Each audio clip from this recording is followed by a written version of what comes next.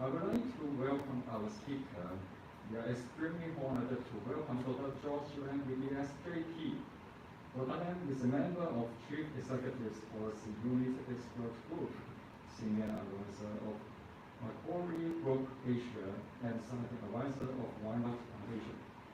Dr. Lam is going to elaborate how to harness the social transformative power of fundamental science and technology.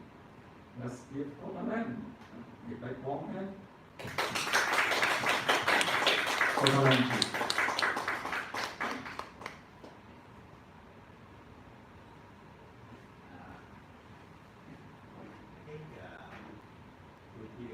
Good afternoon, ladies. Would you like me to sit or stand? No problem. Let me just stand so that I can have more energy. And just before coming here, my team actually has prepared a lot of research about what we call frontier SciTech, right? Some of the very good facts and figures I have there handy, just in case later during Q&A, if you are interested in digging more details, then perhaps I can share some of these facts and figures readily. Now, first of all, I'm very excited, by this pre-award workshop, because it shows that all of you are so interested in the topic, and you're very serious, and you take SciTech seriously. So it's not just about getting an award, it's really the process of team building and more thinking and more learning and exchange. I think this is a very good sign for a bright future. The title, the theme of this workshop given to me by the organizing team is also fascinating. On the one hand, it's about frontier science and technology. On the other hand, it's about the social transformative power of such frontier science and technology expertise and knowledge. So at this juncture, I'd like to start with frontier science and technology, where I start by saying that this is where the sky is the limit. So I know just before the workshop, in my brief conversation, I met with PhD students, and I met with graduate students, I met with all of you who are working on startups, and right after your program, or during your studies as well. So this entrepreneurial spirit is very important as well at this time for Hong Kong and for the whole of Asia.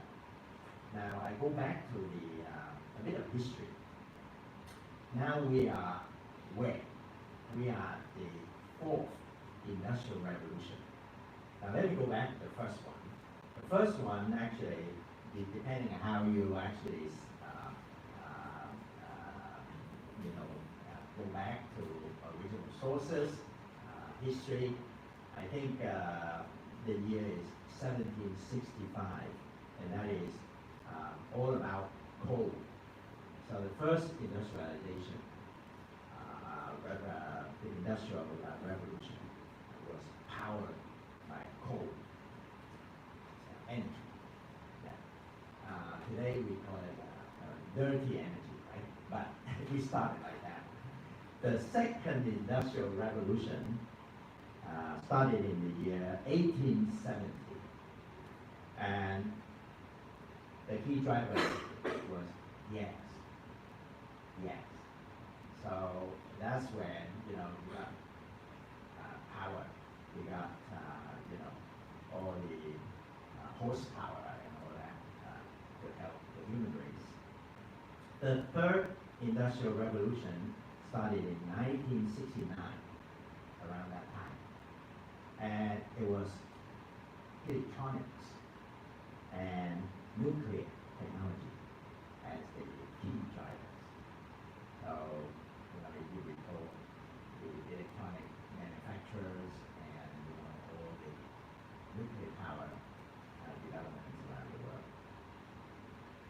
fourth industrial revolution started around the year 2000. So you're all millennial. So you are natives, of the fourth industrial revolution. This is where the internet and renewable energy technology became the key drivers. Now, right now, the fourth industrial revolution, we talk about AI, we talk about the internet, we talk about intellectual property, and all that. If you recall in the old days, when I asked you which companies on earth are the most successful, you normally would, maybe your parent would say, well, either General Motors or Ford Motor or Chrysler, whatever, the big auto companies. Yeah. But nowadays it's not. All the big, all the best companies now, the key asset is really data. So you check with, for example, Google, Facebook, or whatever, Tencent, Alibaba, it's all about data. It's all about data-driven innovation. So today, in the fourth industrial revolution era, digital is the new English, and AI is the new software, and data is a new oil. So it's a totally different ballgame now. And right here, you can see that we have breakthrough technology such as blockchain and so on. It's still at the very beginning, and now even sovereign funds around the world invest heavily into blockchain development for all sorts of applications in trade and in transactions, in providing trust-based solutions. So the list goes on for the fourth industrial revolution era. Now you see the retail industry has been revolutionized. We call it new retail. Examples include Alibaba, and then the banking and finance sector is now called the new finance area. So it's all about Web 3.0, it's about e-payment, e-wallet, and virtual banking, virtual insurance, and all that. And you even have new medicine and so on, telemedicine and telelearning and all that. So collectively, you see the arrival of a new economy. At the same time, we see two big forces for transformation. One is called digital transformation, as I just described. And the second one is the green transformation. Everybody now is saying, let's save the earth. Now the earth is in emergency mode. If not careful, we are destroying the global village. And it's not impossible the way we carry on with irresponsible consumption and pollution, dumping plastics into the ocean, and also the thing that the human race is still doing very well. I think we are near that critical condition line, and a lot of people are saying, let's do something, and that's why now you have the frontier science and technology forces, being transformed into hopefully SciTech for good. So you are finding solutions for solving all the big problems faced by the human race, including climate crisis, including pandemic and all that, and also social problems such as digital gap. So many people, now we take our smartphone for granted, but many people on earth have no access to a smartphone, and therefore no access to banking services, no insurance, nothing, not even the bank loan. And to be fair, to be very realistic, I mean, if you don't have a smartphone, it's very difficult to get a job. you look into recent social dynamics, it's impossible to form a family. You cannot find a partner because you need this in the cyberverse. Yeah. So I think we have a lot of issues here that we need the SciTech people to help. And you also see that with threats and risks, we also see opportunities. More and more we see capital, investment capital around the world is being channeled into something we call ESG, environmental, social, and governance investing. Or another label for something in the same direction, SRI, socially responsible investment. So all these things are happening, but the fourth industrial revolution has been bringing a lot of opportunities for the human race as well. I cite a few examples, such as in healthcare. Now, in healthcare, now big solutions usually include data sciences, semiconductor, new materials, and new energy solutions. Now, the reason for that is if you don't have new materials suitable for organs, then you cannot upgrade your medical equipment system. And if you don't have new energy, batteries and so on, then you cannot provide an easier life and treatment environment for heart disease patients, for example. So SciTech is doing the human race a big favor. And then you look into quantum computing. Quantum computing is now solving a lot of problems in medicine, in material science, in energy, new energy, climate solution, and carbon-related solutions. So in terms of how to track, how to store, how to manage, and how to really cut carbon emissions and contribute to achieving carbon neutrality. So quantum computing is really very promising, but at the same time it's very difficult because for governance it can be a threat, because after a while with quantum computing advances, no passwords are safe, right? So we're talking about data security and cyber security, and national security as well, and of course personal information, privacy, and all that. So the list goes on, but I'd like to cite two more examples of SciTech advances. One is aerospace.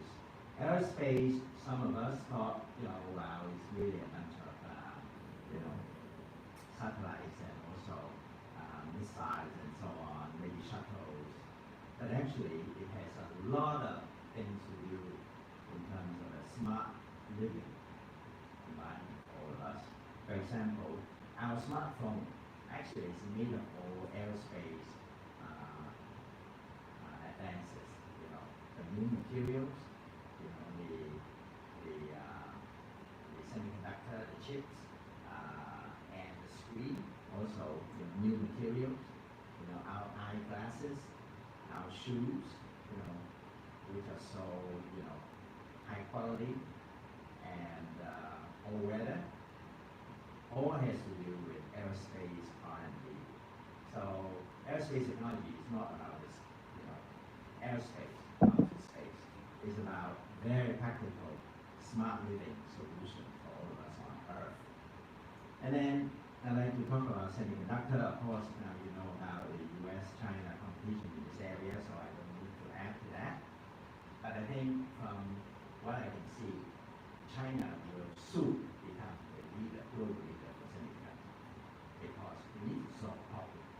We need semiconductor to achieve a higher quality across all of our production areas. And the whole of China is aiming for quality development. So we need to do more in terms of R&D in the semiconductor area, in design, in manufacturing, and in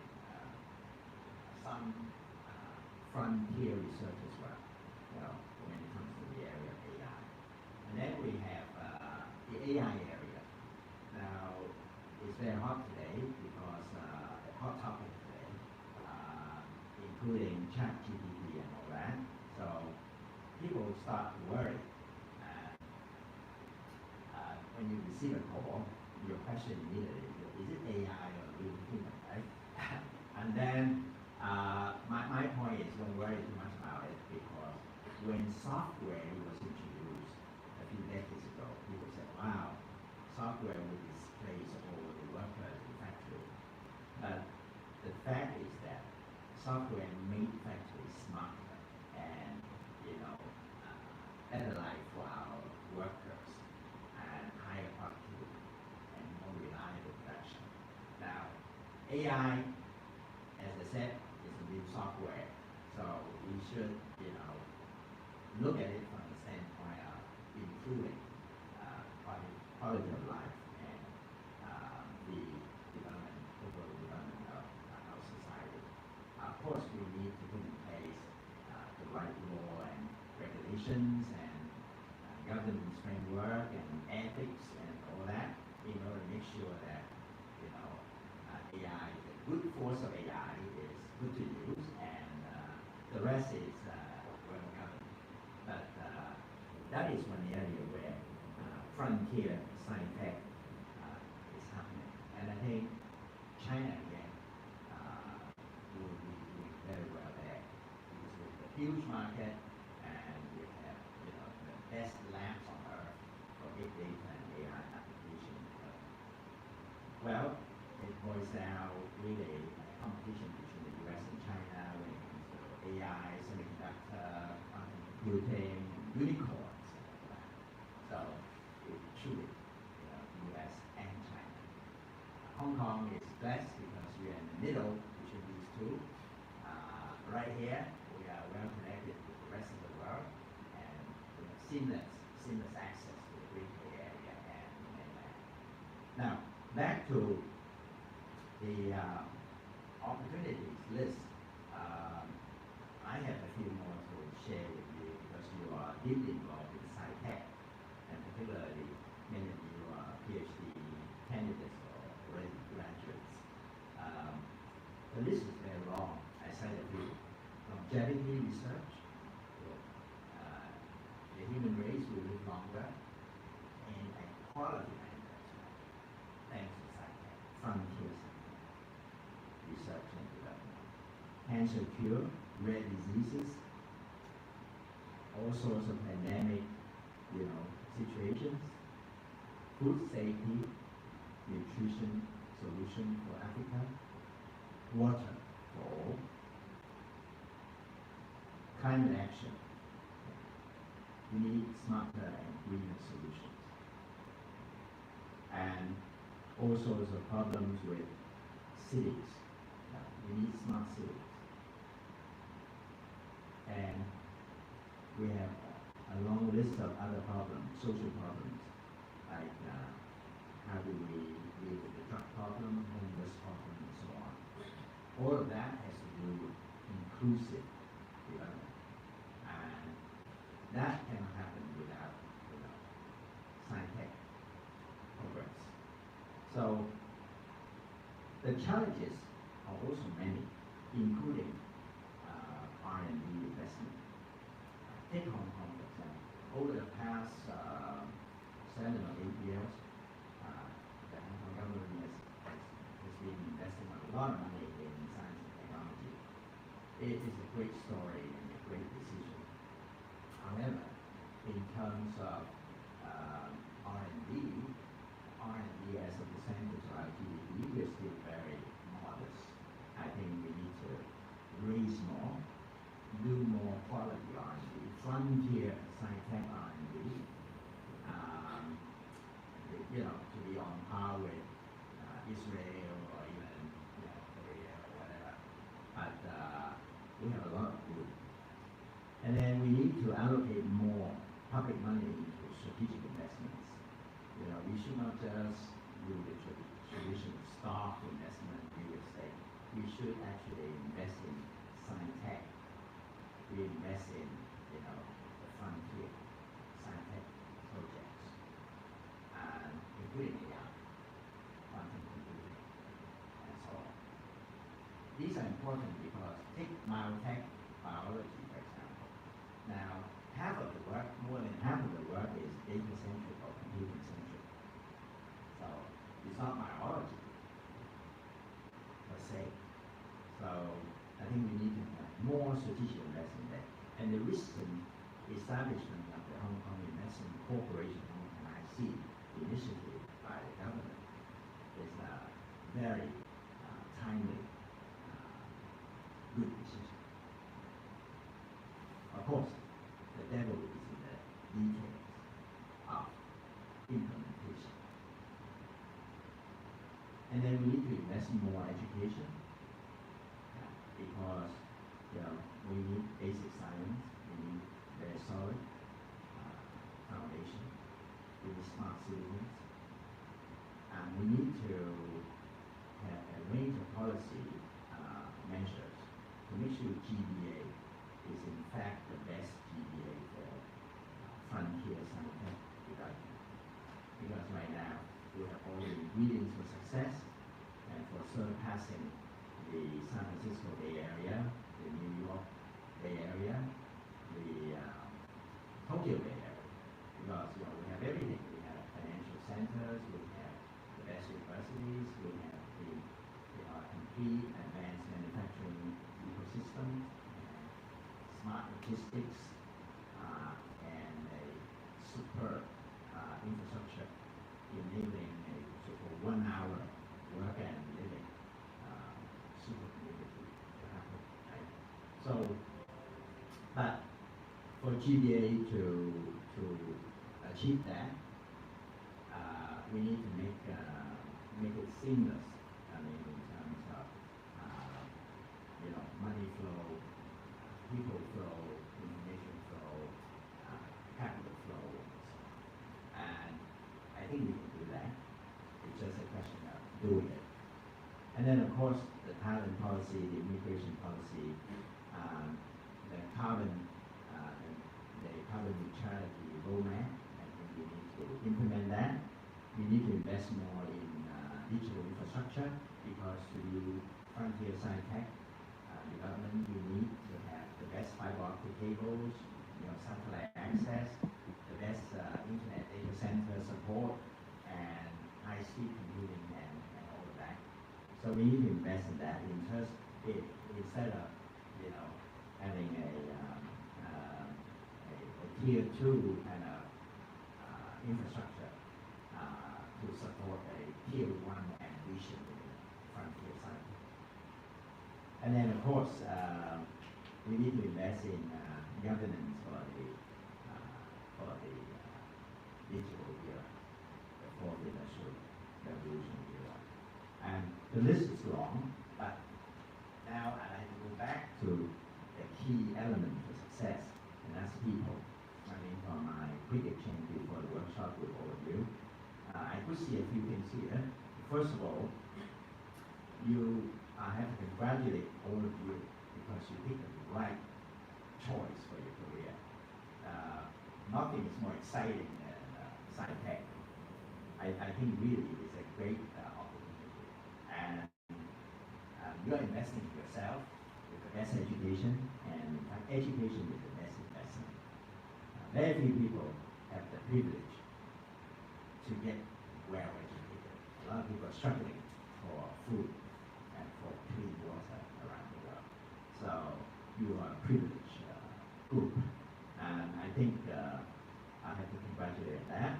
And I think your time and effort will be wasted because your years of hard work in top universities in Hong Kong are very worthwhile, because you cannot build a rock solid, successful SciTech career without a solid foundation.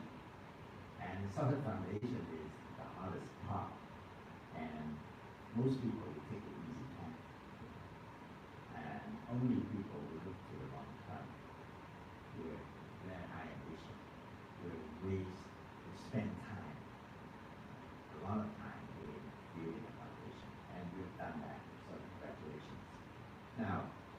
see all of you are very active in terms of SciTech for good direction, because you think that SciTech is not just for curiosity, but to help the human race, to help society, to help the family. So that's great. I can also see all of you in the same direction for sustainability and inclusiveness. You are totally, not just tech savvy or digital native, but you are also ESG native. So I really think that you are at the right place and right time, and you're doing the right thing, which is frontier cycling. At this juncture, I really think nothing I can add except that go for help, work with the ecosystems in Hong Kong, including Cyberport and Science Park, and get help from experienced entrepreneurs and investors as mentors, and build a strong team, and work together, and continue your research as you build business. I think that's really, how to have fun, work hard, and play hard, and make an impact as well. Thank you, and all the best. Thank you, Dr. Lam. It is indeed an insightful sharing. So we'll open the floor for questions about the topic first. So who will have the first question? Okay, I will ask the first question first. Well, actually, I'm really interested in how to get investment from the commercial side. They are doing business, so they are having a ROI on the investment. They want to make a lot of money with the investment. So actually, Dr. Lam, how to attract the commercial side to invest on startups that are doing something like social impact for society?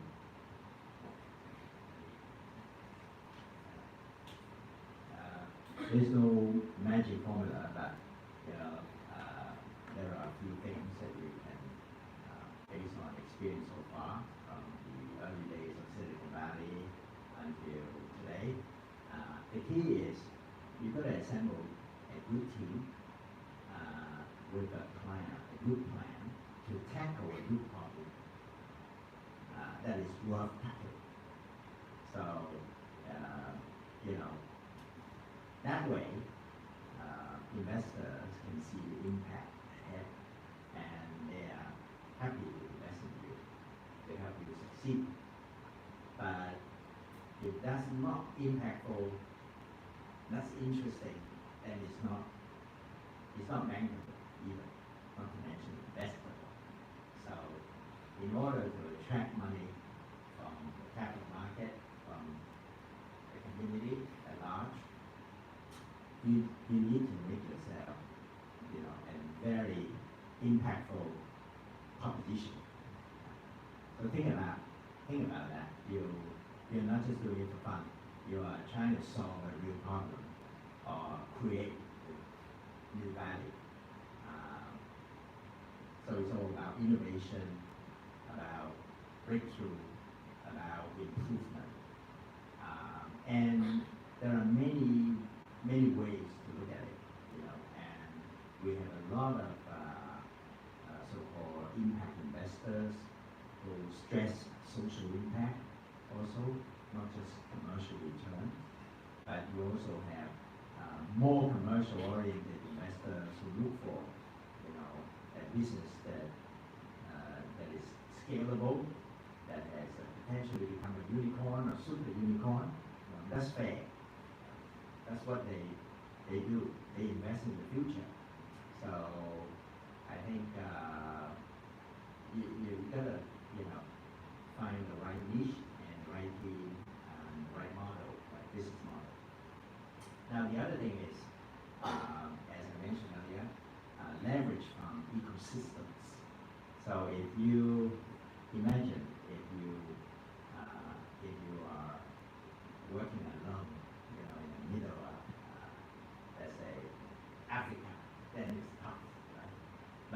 work in Science Park or Cyberport, we have all the support for you, including access to information, incubation service, accelerators, and also the events and conferences to bring you the network that you need. Yeah, and a lot of help in terms of referral of customers and investors and even professional advisors. So you need to work and leverage the ecosystem, which is now very effective in Hong Kong, for example. Now, another success factor that you should go for is really make sure that you have something, you have a roadmap, you have some milestones to achieve, and you can dynamically adjust your longer term objectives, but you need to make progress and you need to be flexible, nimble to change for success. So I think that's also very challenging. So SciTech people sometimes are not entrepreneurial or not business oriented. So in your team you can balance that by having people from different backgrounds joining you and you see things differently. The other things I think it's all about how you deal with investors. If you are, very full and frank and honest, they're focused on their work and you treat them fairly, I think they will like you. They will become, repeat investor with you. Otherwise they become one-time investor. And it's very important for startup teams to be grateful for angel investors and for your first customers, who make use of your products and services instead of the same thing that's offered by proven companies, right? And also how you treat your team, right? Because that's all you have in terms of your startup. It's all about people, human capital. So it's about mutual respect and trust and this appreciation for the people who help you when you are nothing, you are starting. But the rest, I think, I'd like to add one thing about the ecosystem impact, because when you go into an ecosystem, you may need to change your business model or strategy, because what you are planning to do actually has been done very well by some other teams. So you don't have to raise them. You just have to that cluster effect. When you have a cluster of people, then you can have synergy with them, cooperation, and you can cross-fertilize ideas. And you can compare notes, and you don't have to reinvent the wheel. So all of these, but don't worry about failing, because that's how you learn and how you succeed in the long term. But try your best, keep learning. So I think entrepreneurship is perfect, for frontier SciTech careers. Okay, the next question. In English or Cantonese? Hello. First of all, thank you so much for your kind of overall general talk. I think it's very insightful. I have two questions for you. The first one would be more quality, and second one would be more personal and philosophical. Firstly, I think I want to ask you what's your view regarding the future of carbon trading in Hong Kong and in terms of DIG, how I think there's a lot of, since you actually a new thing, there's a lot of new innovation, but also mistakes, I would say. For example, currently with carbon offset and also a lot of ESG movements, there's a lot of talk about greenwashing, about people seeing kind of progress that seems initially good, but then are actually more harmful when you dig deeper. Do you think do you see Hong Kong in the future be able to kind of lead this ESG movement and really care about the true impact? Or do you think Hong Kong will have some challenges in terms of truly caring about ESG and just following through with, for example, carbon trading, but not actually caring about the true impact? And my second question is also regarding, I think, our generation of people, young people. There has been a lot of kind of also talk about work-life balance. And I think traditionally when people think about startup research, there's a lot of sacrifice and a lot of hard work. But people these days, I think, care a lot more about their own personal time, taking care of their health and life. Do you think you have any advice on this kind of tough to balance between working hard and also sacrifice? Thank you. Very good questions. Let me just go to the first one. First one is a bundle of questions about the green transformation, the green economy, and the challenges. In fact, about carbon trading first, right? I think carbon is really not something that we want to just produce for the sake of producing. Right? It's really for offsetting and for helping with achieving carbon neutrality. It's not like trading for trading. It's trading for progress, right? So I think, and it has to do with a lot with what is good carbon and what is not, and who is qualified to say indeed it's good or it's not so good, right? And so a lot of questions about standards and also regulations, right? So I think Hong Kong is in the middle of going through that, whole framework, all these taxonomies and categories, standards, and so on. Now, once and for all, so that we're very clear about what is ESG and what is green, and so on and so forth. Because that way we can focus, channel capital into these right projects and initiatives, and we can deal with greenwashing and all that. And I think that way, we can also, work with China and the mainland, and also the overseas market in terms of deploying more green tech solutions and green finance solutions. So Hong Kong has an edge because first of all, we have capital. Secondly, we have a lot of, integrity, transparency, and good governance here. So when you talk about carbon, it's all about trust and governance, disclosure, and so on, standards. Hong Kong has the ingredients for success. And then we also have green tech, fintech, red tech, law tech, and all that. Without such tech solutions, it's difficult to monitor, to track, to trade, or to invest. So I think we are well positioned for that. And I think right now what we need to avoid is this potential trend of ESG being weaponized and so on. Because ESG should be a force for good rather than in terms of adding to geopolitical conflicts and tensions. So this is why the involvement of young people, young professionals, and SciTech people, SciTech talents is so important. It should not be the monopoly of the politicians. Right? So back to the balance issue, I think, when you have a unicorn, people just joke all the time. When you see a unicorn, you see a lot of broken families and a lot of sick people, right? Because you sacrifice, you don't have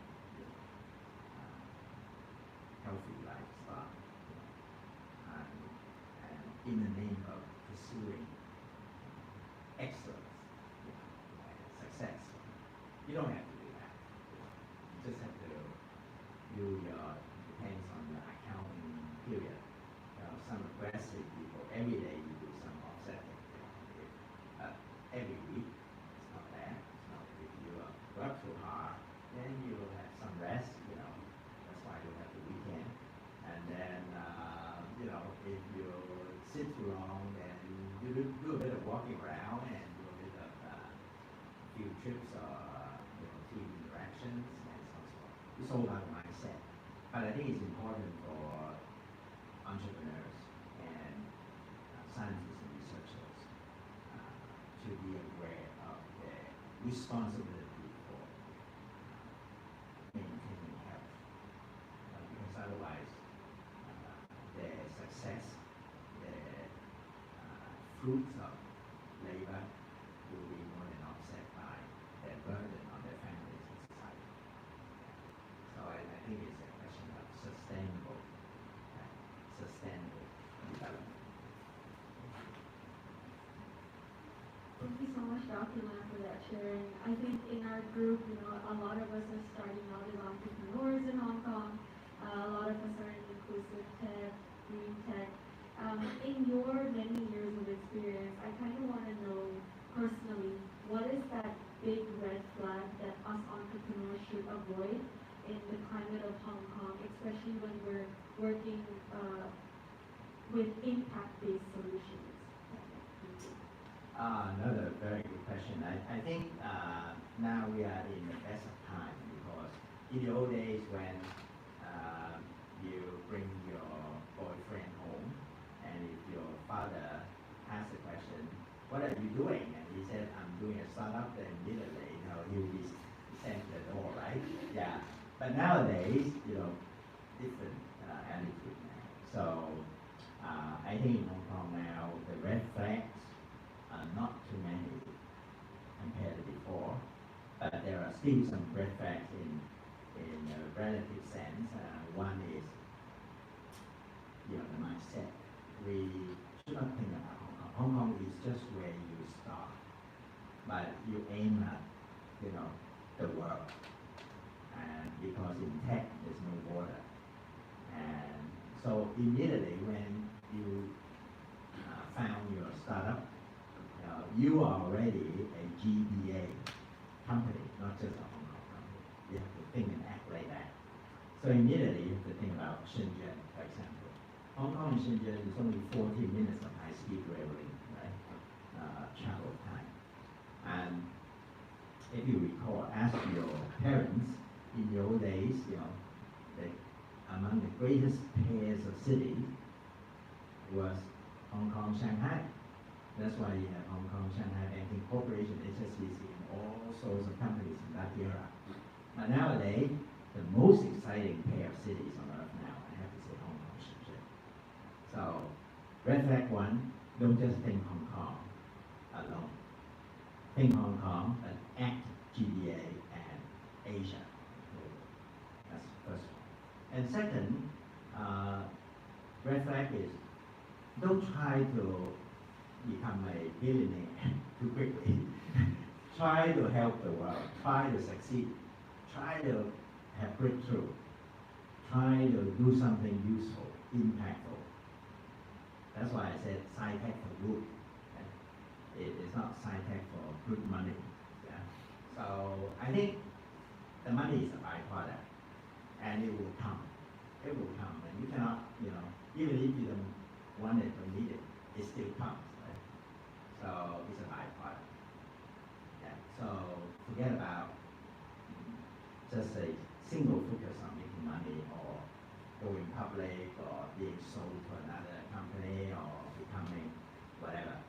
These are means for options for raising capital for growth. So think about how to grow. Yeah. Every time, of course, you know, to be fair to you and your team, every time you raise capital, your so-called valuation is going up, right? But we should not be upset by that either. When you don't have enough to prove that you're worth a raise in valuation level, then don't go for it, you know. Just get enough to prove yourself to do the necessary.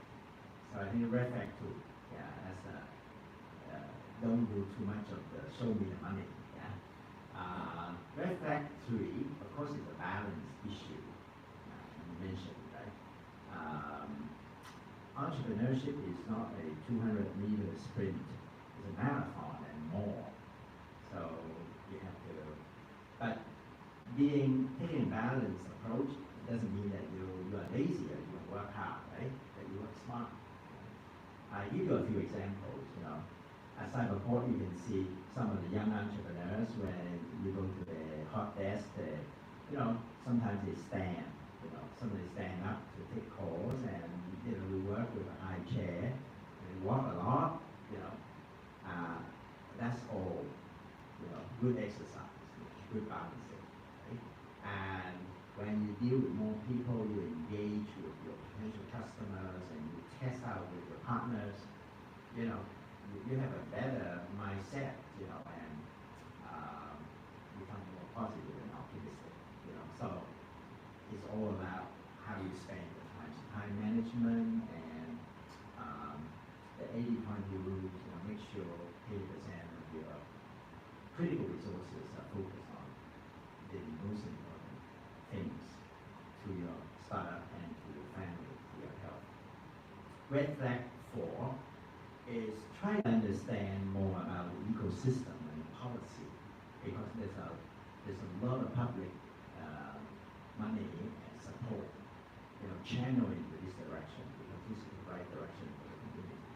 So if you deserve that capital, that support, that help, then raise your hand, go for it. The crying baby gets milk. Yeah. So you need to, you know, go for it, and you need to go for help.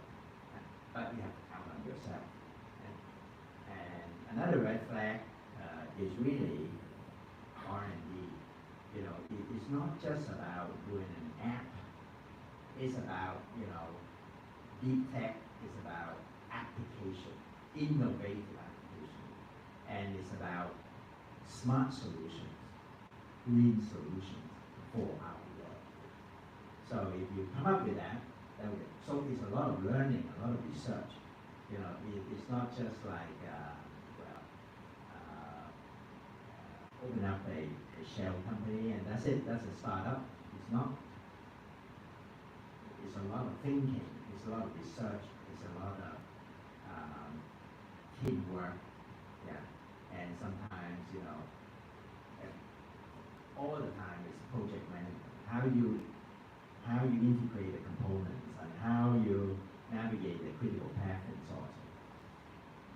Final red flag, I think, is really how to ask for help. You know, you from time to time when you have an opportunity, get a mentor, get an advisor. And when you you think you're ready for a board of directors, you know, to get more institutional money in, to scale up, to expand overseas, then look for people who are experienced to serve, to help. And there are a lot of people there, and they're not necessarily going for the dollar sign. You know, they try to make an impact as well. So think about that. So instead of just being a closed shop, you know, because you need to grow the company. And the last red flag is about sharing and winning together. You know, some teams they are very selfish and very self-centered. You know, the 2 or 3 founders, you know, they don't share any equity, they don't share any upside, whatever, and you have a lot of help from a lot of people coming in from time to time. I think you need to think about how to share the fruits of labor, and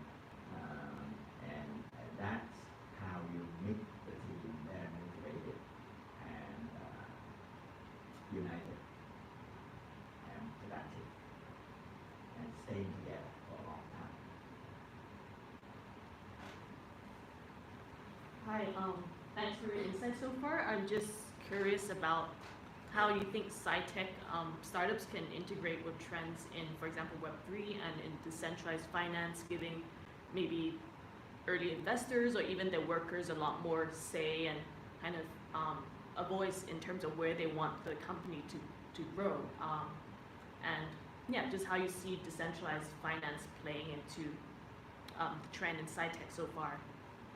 Well, another very good question, thank you. I think Hong Kong is uniquely positioned now as the Web 3.0 capital of the world. Thanks to our regulation, development, and also the rule of law, how we the policy to protect the investors, but at the same time to enable innovation. So we are very well positioned now. We just need to keep the momentum forward, but it's not easy. Web 3.0, for example, we need a lot of deep tech there. Not just blockchain and AR, VR, and all of that, and the hardware development, and also new thinking in terms of it's not just technological innovation, it's about governance innovation as well. Like, for example, the relationship between DAO and company law and all of that, the new ways of organizing work and companies, the future of work, and all of these. So a lot of social research as well, not just SciTech. So for SciTech, you have also new development, particularly data sciences and then AI. In AI, I think we're just starting. We're just starting, just like when software was started decades back. But we are going to make faster moves because we're starting from a different foundation now. Instead of the early foundation, now we're building on past successes. So right here, I think how to combine. I think we need to really bring the marketplace, bring the business world to universities. We have to get university people involved with the real life here in terms of the problem we want to solve, right? And so the startup program at the various universities are very good. Yeah. And now you are solving a lot of problems now, new world problem, for example, cross-border e-commerce, cross-border trade, trade finance, and in the context of geopolitical tensions, how to make sure, commerce is enabled, cross-border and so on, safely as well. So a lot of cybersecurity issues, a lot of network security issues have to be tackled. And then data governance issues, the EU regulations and the Hong Kong regulations, the Chinese law, and also the US complex and gigantic set of frequently changing regulations as well. So you need interdisciplinary team effort to deal with, to do innovation in this area. So deep tech and SciTech is a key element, but you need to surround yourself with,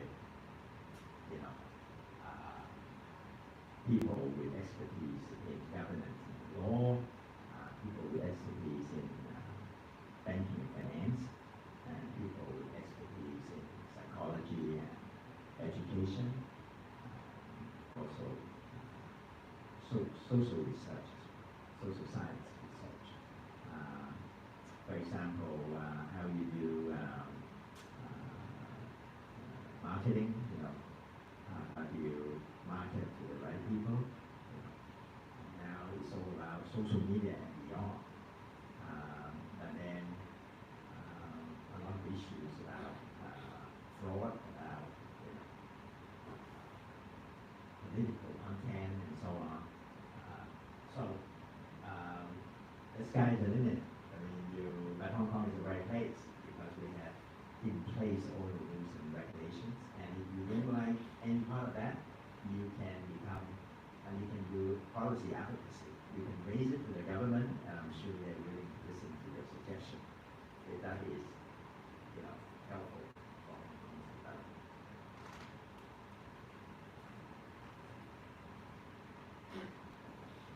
Any more questions? You can ask anything about IMP previous.